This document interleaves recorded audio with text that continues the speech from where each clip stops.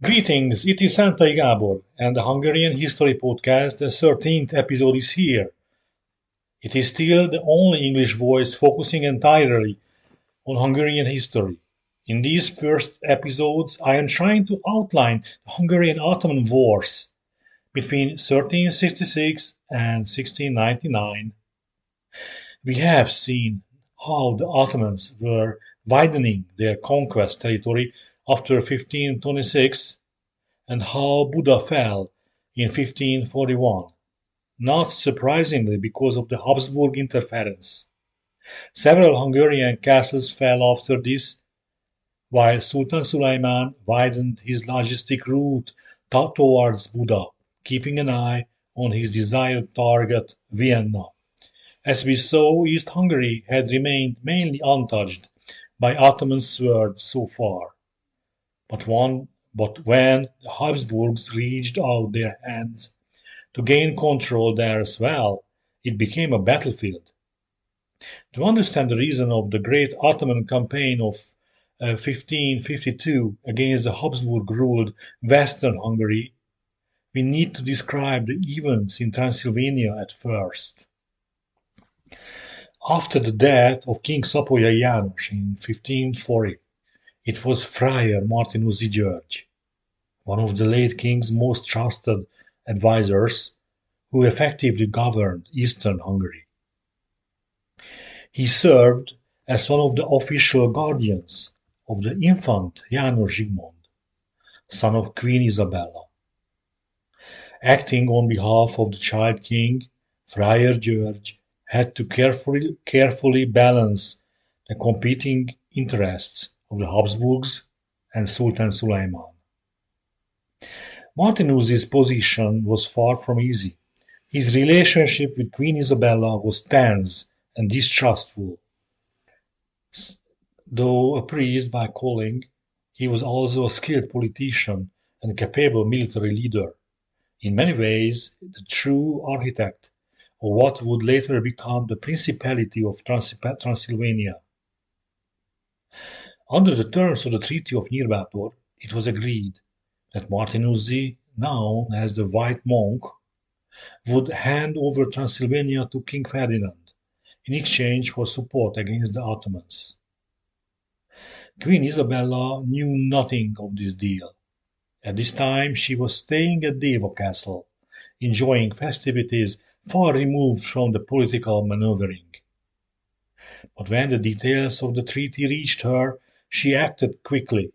She revealed the secret agreement to Sultan Suleiman, hoping the Sultan would remove Friar György, the man who, as treasurer and governor, appointed by her late husband, was now limiting her influence.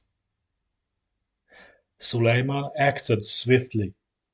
He sent a chaus, an official envoy, to Transylvania with a clear demand. The Hungarian nobles attending the diet were to remain loyal to Queen Isabella's son, János Zsigmond, and ignore the authority of Friar György. This gave Isabella's supporters new momentum. A conspiracy began to form against the White Monk. The queen relied heavily on the support of Petrovich Péter, the most powerful lord east of the Tisza River. She made a bold offer to the Sultan. In exchange for removing Martinuzzi, she would hand over the castles of Becse and Becskerek, both located outside Transylvania, and she promised to pay higher tribute than Vienna itself. She seemed unconcerned by the risk that such a move would reduce Transylvania to the same vassal status as Wallachia or Moldavia. Petrovich took the lead among the rebels, and even the Székely border guards joined them. Isabella gathered her own soldiers and withdrew to the capital, Gyulafehérvár, now Alba Iulia in Romania. Suleiman, appearing to side with her, sent another chaus, named Mahmud, who arrived in the capital with a firman, an imperial order. It stated, "The traitor Friar George shall no longer be obeyed. He must be chained and sent to the Sublime Porte, or, if that is not possible, his head shall be sent instead." The Sultan even sent Queen Isabel a gift, while warning the Transylvanian estates to remain loyal to her. The Polish-born widow of the late King Szapolyai. Initially, she was a Sforza, an Italian lady. In June 1550, she shut herself inside the capital, preparing for a final confrontation with Martinuzzi. Soon after, the Hungarian-Serbian army, recruited by Petrović, arrived to support Queen Isabella. They camped outside Gyulafehérvár, under the command of Losonczy Antal and Patóczy Ferenc. Their cavalry pushed forward along the valley of the Maros River. At the same time, the Székely border guards also rose in rebellion, and the Queen waited for further reinforcements from the Ottoman Empire, as well as from Wallachia and Moldavia. Petrović launched a coordinated campaign. His army captured the castle of Alvinc, Vintu de Jos now, and then his Serbian captain, Cserepović Miklós, was sent to seize the fortress of Csanád. The smaller fortifications and towns fell quickly to the Serbs. Vizakna, Okna Sibiului, an important salt mining center, was taken. Other fortresses that fell included Branicska, Óbesenyő, Perjamos, Makó, Nagylak, Csája, and Egres. Even outside Transylvania, Petrović made gains. He took Oroszlámos Castle, located about 27 kilometers south of Szeged. It's in present-day Serbia. The fortress of Tömpös was also captured. Then the main focus turned on to Csanád, a key stronghold. Over 4,000 men were gathered to besiege it, led again by Cserepović. The castle was defended by mercenaries under the command of the Croatian nobleman, Perušić Gáspár, a relative of Friar György. The town fell quickly, and the civilian population retreated into the inner castle. Although low on food and supplies, the defenders managed to repel an assault on 25 September. On 4 October, Captain Perušić Gáspár wrote a desperate letter to Losonczy István. He reported that the castle had partially burned down, and that they had completely run out of food. He estimated that they could hold out for no more than 10 days. But the situation got worse, even faster. Just 6 days later, Ottoman troops appeared on the horizon, coming to reinforce the Serbian besiegers. But what was Friar György doing during all this? Let us not forget that he still governed what remained of Eastern Hungarian kingdom, and that his influence extended well beyond Transylvania. The white monk reacted quickly. He still hoped that King Ferdinand would send an army into the Maros River valley to take control of the region and assert Habsburg authority. But Ferdinand had other concerns. He was distracted by the campaign of Pasha Qasim, and most of his forces were concentrated around the castle of Szolnok, protecting its construction from Ottoman attacks. Seeing this, Martinuzzi ordered Valkos Tamás, the captain of Várad Castle, to raise troops in the Kingdom of Hungary and march to relieve the besieged castle of Csanád. Meanwhile, in Székelyföld, he cracked down on the rebellion. Some Székely leaders were executed, others bribed, and the uprising at Székelyvásárhely was crushed. At the same time, Petrović and his Serbian troops advanced into Transylvania from the Temesköz region. Reinforcements were also arriving from the Wallachian Moldavian voivodes, as well as from the Pasha of Buda. The white monk now found himself surrounded on all sides. He had to make do with what resources he had left. We have already seen how one of his armies had dealt with Petrovich Peter, a rebellious lord east of the Tisa. Now Martinuzzi himself took command. He captured the Saxon town of Százsebes, then advanced on Megyes. By September 1550, he had gathered a sizable army and surrounded Gyulafehérvár, where Queen Isabella had taken refuge. He demanded that the queen hand over Petrovich Peter, but she refused. She was still hoping for Ottoman support, and had been informed that Pasha Qasim was approaching the fortress of Lippa. At the same time, Martinuzzi held a diet in Megyes, summoning the estates and negotiating with the Székely leaders, whom he paid generously to ensure their loyalty. He also sent an envoy to Sultan Suleiman with what one source described as empty words meant to deceive. The castle of Deva held out for 6 weeks, but on 12 October Queen Isabella finally surrendered and publicly forgave the white monk. Martinuzzi humbled himself before her, begging for mercy on his knees and in tears. Peace was declared, or so it seemed. He dismissed his army, but set clear conditions. Isabella had to write to the Pasha of Buda, informing him that his services were no longer needed. But the queen broke her promise almost immediately. As soon as Martinuzzi's troops were gone, she and Petrovich renewed their calls for help from the Ottomans and from the voivodes of Moldavia and Wallachia. Suleiman responded. He ordered the Pasha of Buda and the Romanian voivodes to enter Transylvania and remove Martinuzzi from the power. The Sultan, he said, was obliged to support the son of the late King Szapolyai.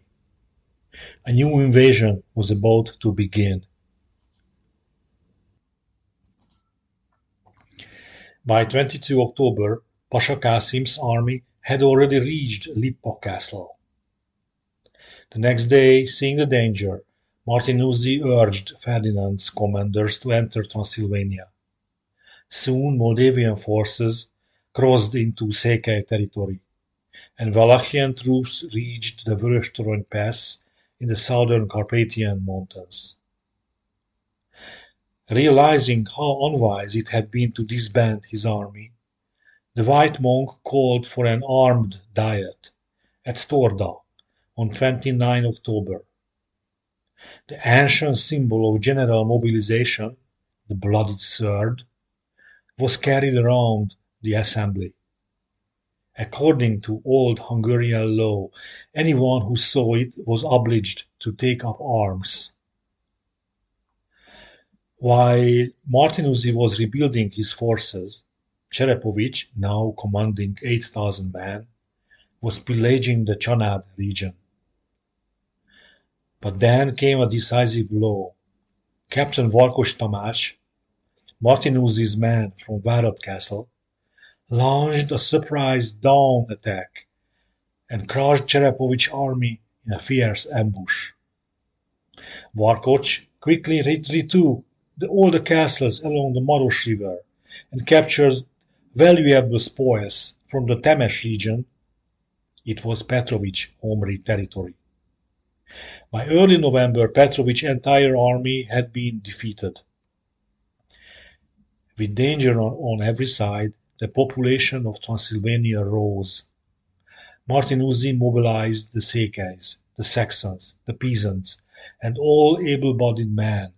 Soon he commanded an army of 35 to 40,000 troops. The first wave of enemy forces came from the east. Crossing the Oitos Pass in the Carpathian Mountains, Stefan, the younger brother of Moldavian voivode Ilya, led a brutal raid into Székelyföld, plundering and destroying settlements. Martinuzzi's army moved to block the Tömös Pass, setting up positions in the mountains near Brassó, Kronstadt. Kemény János was in charge of this defense.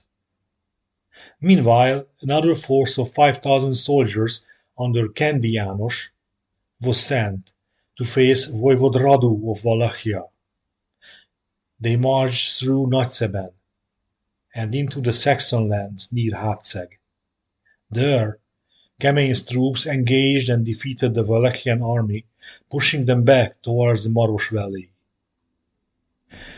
Chronicler Forgács Ferenc later wrote of this battle, describing how the Wallachians and their Turkish allies, numbering 4,500 men, were confronted by local nobles and peasants led by Vas Benedek. Though outnumbered at first, the defenders held the line until reinforcements arrived. Once battle was joined, the Hungarian troops scattered the first Ottoman Wallachian line in a single charge. The second line fled without a fight. On 13 November, Martinuzzi's forces decisively defeated the Moldavian army. And through these battles, it was the Kamunszékelys, the frontier people of Transylvania, who fought most valiantly at Friar György's side. The Ottoman forces eventually withdrew from Transylvania, but not without leaving a mark. On their way out, they looted and burned Arad castle, then abandoned it. They couldn't take Temesvár, the gate of Transylvania, either. That fortress would fall soon enough.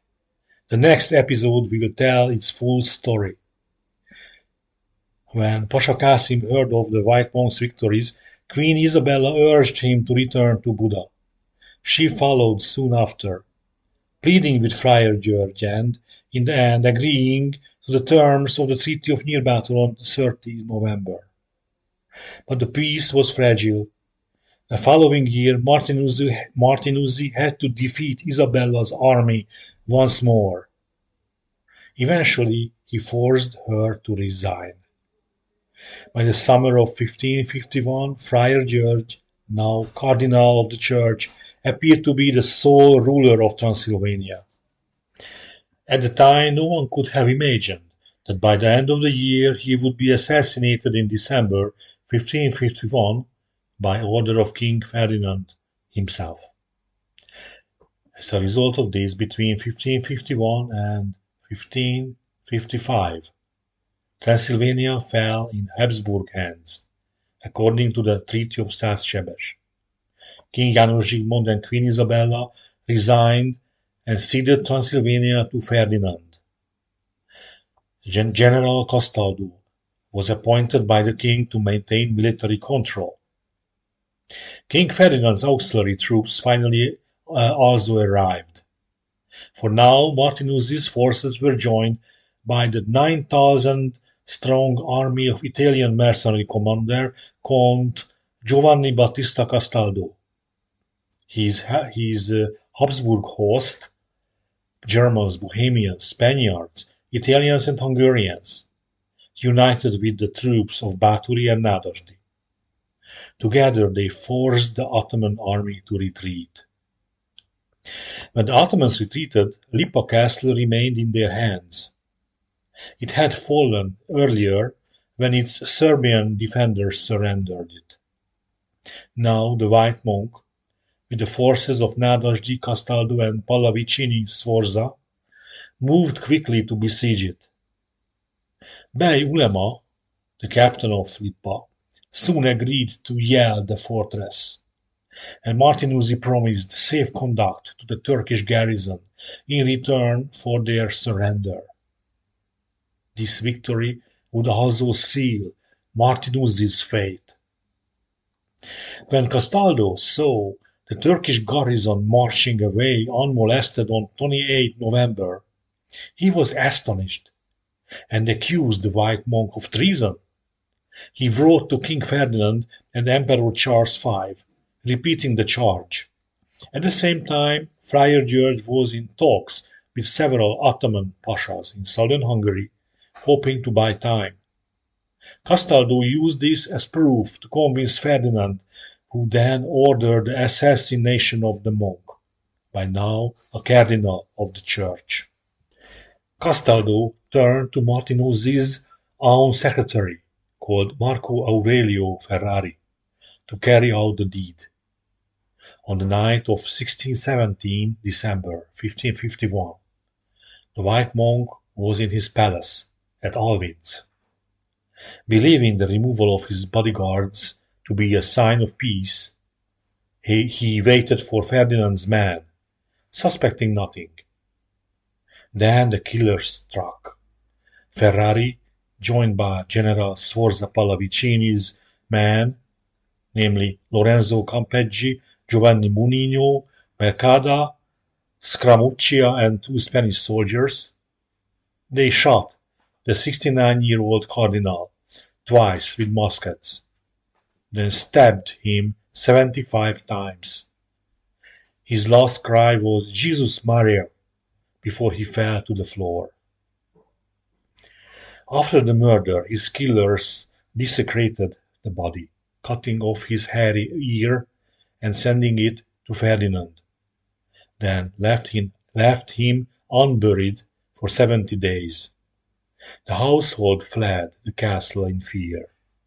Only in February 1552 did members of the Gyulafehérvár chapter return to Alvins, placing Martinuzzi in the crypt of St. Mihály Cathedral on February 25.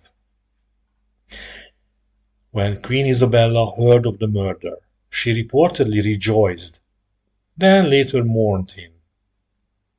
Castaldo informed King Ferdinand, who found himself forced to take responsibility to clear his name and that of his captains. The king sent an envoy to Pope Julius III with an 87-point indictment seeking to prove Friar György's treason. The Pope opened an investigation, but it proved inconclusive and no one was punished at the end. Fate eventually caught up with the killers. In 1552, General Pallavicini Sforza was captured by the Turks at the Battle of Palást and driven on foot to Istanbul, beaten with a stick the entire way, before being ransomed for 16,000 gold ducats. Marco Aurelio Ferrari was later hanged for a crime in Italy. Mercada lost a hand in a brawl and was eventually torn apart by a boar while hunting. Scaramuccia was butchered by his own soldiers. Giovanni Munino was beheaded in Piedmont. Amid the turmoil, Suleiman couldn't stand idle. East Hungary was his ally, and its fall to the Habsburgs was a personal affront. In September 1551, he ordered a punishing campaign into Transylvania. As we have heard, they were driven off by the white monk, but the peril reached far beyond Transylvania. The advance was led by Kara Ahmed, Pasha of Anatolia, and Sokollu Mehmed Pasha, commanding an army tasked with reclaiming the region and, if possible, striking deeper into Hungary. The Turks sought revenge, and to prove who truly held the upper hand in Transylvania. They sent a letter to the Transylvanian estates, urging the noblemen to expel the Germans and restore János Zsigmond to his throne. The Sultan also wrote to the Székely border guards, ordering them to pay taxes to him at once and attack the Germans, warning that not one stone will remain upon another in Székely land if they refused. But the Székelys had never paid taxes to anyone, and they ignored the command. Even so, the threat spread alarm across Transylvania, While Castaldo's authority crumbled, neither the noble estates nor his own unpaid mercenaries obeyed him. In the wake of the siege of Lippo, the assassination of Friar George proved to be one of King Ferdinand's gravest mistakes. The Sultan had no reason to fear Christian intervention in Hungary. The French, as always, were urging the Sublime Porte against the Germans. At the same time, Suleiman assured the Protestant German princes that his campaign targeted only Ferdinand, who was Catholic. The Poles remained indifferent. After all, János Zsigmond was the grandson of their king. Even the Pope turned a deaf ear to the unfolding events. The voivodes of Moldavia and Wallachia were once again ordered to join the Turks, and they obeyed. Although the Sultan was not present in person, he sent a large army. At the same time, the Pasha of Buda, Kadi Mali, received orders to launch his own campaign with the assembled troops of his vilayets. While intrigue gripped Transylvania elsewhere in the Kingdom of Hungary, the Ottomans were preparing one of their largest offensives, a wave of sieges that would reshape the map. The campaign of 1552 brought great victories for the Turks, yet one fortress held out, Eger, where Captain Dobó István and his garrison poured fire, lead, and boiling tar onto the besiegers. It was the year when the crescent moon rose over the ancient city of Veszprém. It was also the time of one of the most famous moments in our history, when Captain Sondi György, outnumbered 20 to 1, fell, defending the tiny castle of Drégely, fighting to the last man. This campaign also brought the fall of many smaller fortresses in Nógrád County, Széchenyi, Hollókő, Buják, and Ság. Other cities and strongholds soon followed. Among them Temesvár, where Losonczi's small garrison endured weeks of relentless cannon fire, and Lipa, Solymos, Lugos, Karánsebes, and Szolnok.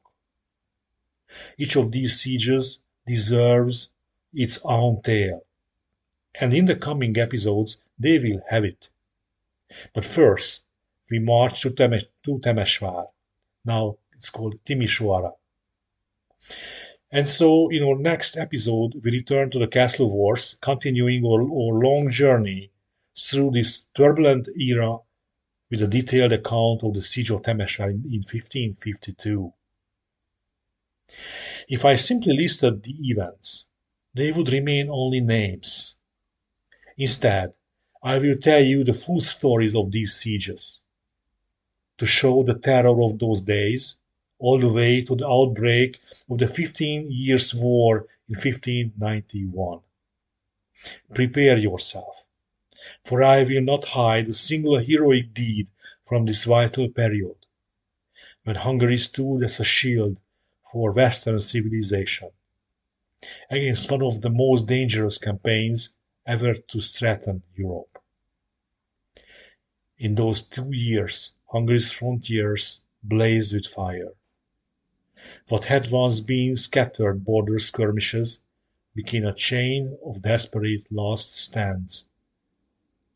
Now that you know the outline of these wars, I can take the liberty of plunging headlong into a series of sieges, raids, and battles. You have been listening to the Hungarian History Podcast with me, Szántai Gábor, the only English language podcast dedicated to Hungarian history. If you enjoyed this episode, please follow, share, and consider supporting the project in any way you can. Sziasztok, a viszonthallásra, and goodbye!